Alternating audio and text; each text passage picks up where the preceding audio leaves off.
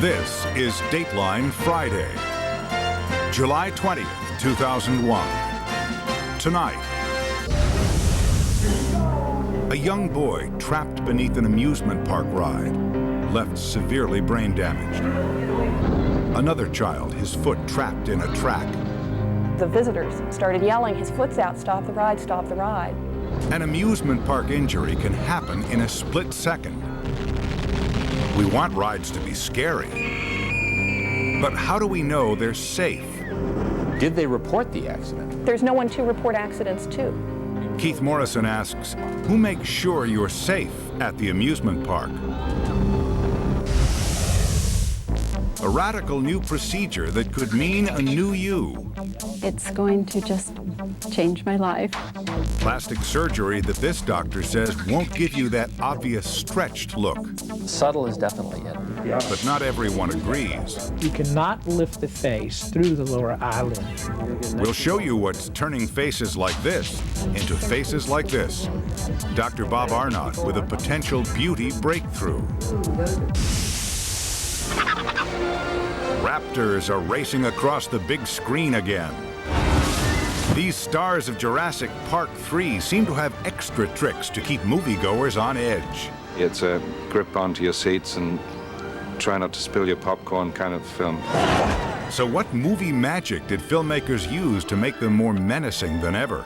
There is a perception that they're intelligent, that they can reason. Rob Stafford takes an exclusive look at creating these creatures' features in a Dateline state-of-the-art.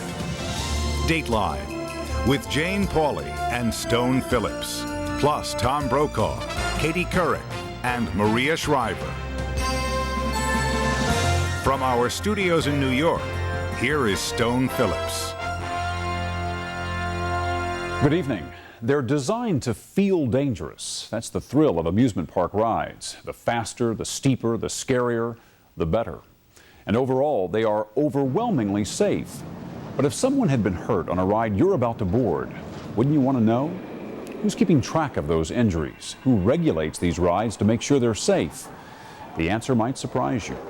Get ready as Keith Morrison takes you on a legal roller coaster called the Loophole. America loves a thrill ride. We line up by the millions to take what appear to be huge risks to absorb spaceship-level G-forces because all the while we know we're absolutely safe. Aren't we?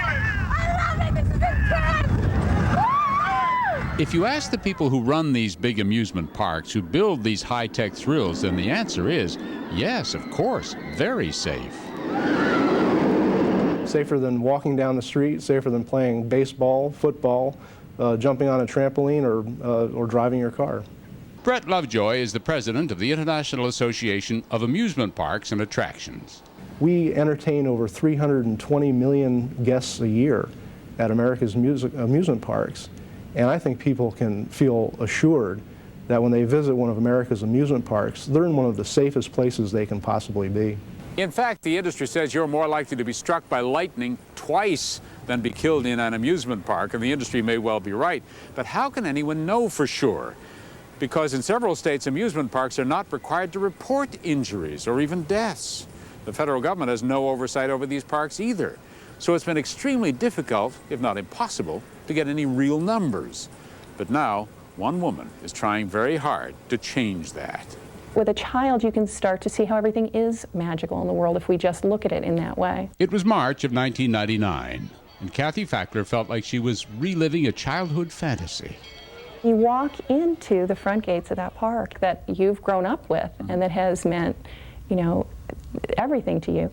And you walk into that park with your own child now. It was her 5-year-old son, David Fackler's first big trip to a theme park. The Fackler family of La Jolla, California, Kathy, David, Stephen, and Mark, had finally taken their long-planned trip to nearby Disneyland. We had been in the park all day and had a great time, and it was around dinner time. Time, they told the boys, for one last ride. They chose the Big Thunder Mountain Railroad. And then it was the last moment of the last ride of a perfect day. We came around the corner towards the platform, and the car makes a temporary stop before the unloading platform. A temporary stop? David, 5 years old, remember, thought the ride was over. In Kathy's memory, what happened next plays back in horrifying slow motion. David did what he thought he was supposed to do. Even while his mother's arms held him in, he stuck his foot out the side of the car as if to exit. But then the car began to move again because the ride wasn't over yet. The visitors who were waiting started yelling, "His foot's out, stop the ride, stop the ride." And I was sitting there with my arms around my kid's shoulders. It never occurred to me they were yelling at me. The train was still moving, but David's foot was trapped inside the track underneath the car. The next thing I knew, David was kind of clutching me and screaming, and that's it. I didn't even know how to describe. It just is so unreal. A crowd gathered. David kept screaming.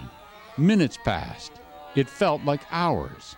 David Fackler's foot, stuck for 20 minutes between the track and the car, was torn in half. He had 4 surgeries, skin grafts, and lost all 5 toes. In a moment, it turned into a dream, and it didn't become real for a very long time, even in the hospital, you know, when we were there for almost a month. While David recovered, Kathy looked for answers. Was the ride safe? Had any changes been made to it? Why was outside help so long in coming? Had there been other serious accidents on that ride? And what about on other rides? Well, David's accident might not have been the park's fault. Kathy Fackler says she ran into what seemed like a culture of secrecy whenever she brought up the accident. Did they report the accident? There was no reporting requirement. There's no one to report accidents to. In fact, Kathy says she was shocked to discover that in the state of California, big amusement parks like Disney, Six Flags, and Paramount were not required to report accidents to any agency, even if a rider dies. Despite the fact that David screamed for an hour in the middle of Frontierland during business hours, no one from the press found out about it or wrote about it. And so it just does disappear. Was her son's accident the only one that just seemed to disappear? No, she says. It turned out there were lots of them. For example, Disney never had to report what happened to Zipporah Jacob, a 43-year-old former molecular biologist. Her husband, Haim, says Zipporah is a different woman since she rode Disney's Indiana Jones attraction in 1995. She was a totally healthy individual. She had never had any problem whatsoever. And during the ride, she felt pain in her back of her head. By the time she arrived in the hospital, she was in a coma. Mr. Jacob says his once brilliant wife was so badly shaken up by the Indiana Jones ride that she suffered a near-fatal brain hemorrhage. And now he says she must wear a shunt to drain fluids, must take dozens of pills every day, and will for the rest of her life, and is unable to work as a molecular biologist anymore. Disney declined our repeated offers to comment on camera, but did respond to our written questions.